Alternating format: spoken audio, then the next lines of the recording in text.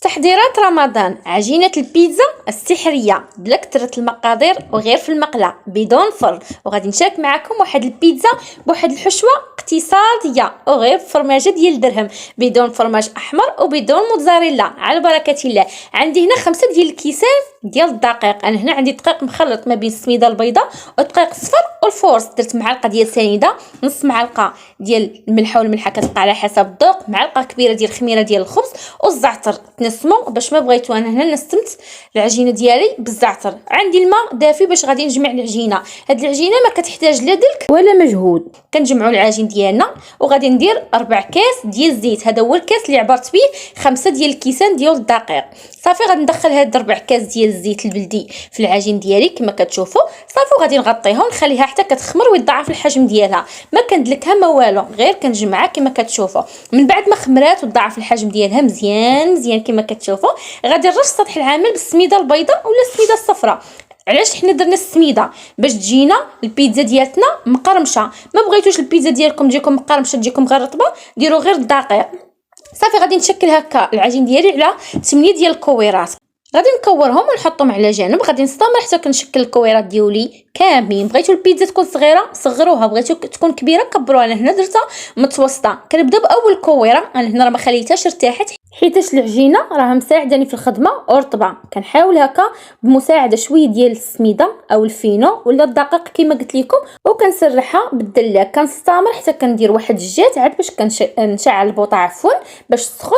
هنا من بعد ما سرحت 2 كويرات كنتقبها بالفرشيط كما كتشوفوا. هانتوما شوفوا السمك كتكون رقيقه حيت فيها الخميره كتنفخ لنا واحد شويه. اللي عزيزه عليه العجينه ديال البيتزا تكون غليظه كيغلظها، اللي عزيزه عليه تكون رقيقه كما درت انا راه درتها رقيقه. هنا حطيت المقله كما كتشوفوا سخنات والعافيه تكون مهيله حيت حنا ما بغيناش نطيبوا البيتزا ديالتنا، بغينا غير نصهدوها. وكنحاول هكا نسوس ديك السميده من العجين ديالي. كنشوفها نشفات وكنقلبها.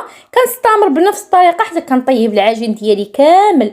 كندير وحده وانا كنسرح في الاخرى وكنتقبها. ضروري تقبوها نتوما. شوفوا معايا ما كنطيبهاش، غير كنصهدها. صافي وغادي نستمر كما قلت لكم، وغادي نوريكم ان شاء الله كيفاش جاتني العجين ديال البيتزا. راه ناجحه 100%.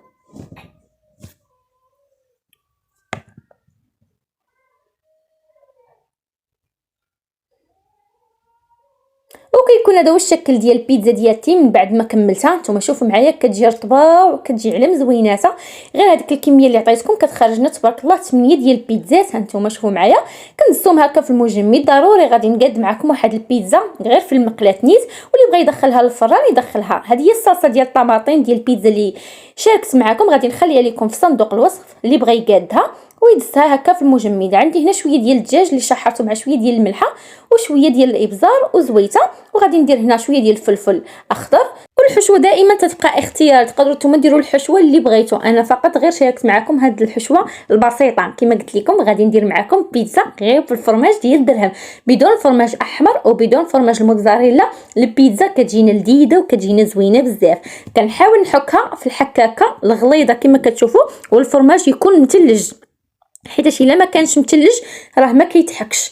كنتلجها. صافي دابا غادي نحطها فوق المقله نيت وغادي نغطيها بواحد الطبيسيل ولا غطايه. تيكون هذا هو الشكل النهائي ديال البيتزا ديالتي. من بعد ما طابت راه كلشي طيب، غير كيذوب لينا داك الفرماج. كنقطعها بهاد القطاعه ديال الربيع بكل سهوله. كما كتشوفوا كتجينا البيتزا مقرمشه ورقيقه وكتجي لذيذه. كنتمنى تعجبكم وتجربوها، راه غادي تنفعكم بزاف في شهر رمضان مع هذا الغلاء. هادشي اللي ينفع.